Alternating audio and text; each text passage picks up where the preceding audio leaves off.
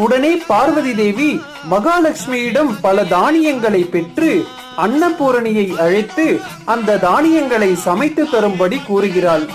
அன்னபூரணியோ அந்த தானியங்களை சமைத்து தர அவற்றை 3 கவளங்களாக பிடிக்கிறாள் அன்னை பார்வதி.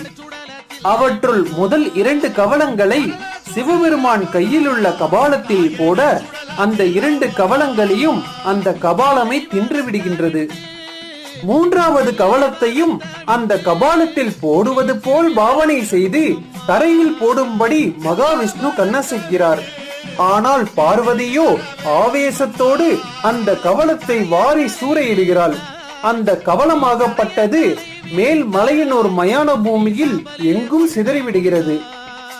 முதல் 2 கவளத்தின் சுவையில் மயங்கிய சிவனின் கையில் உள்ள பிரம்ம கபாலமோ சிதறி கிடக்கும் பருக்கைகளை பொறுக்க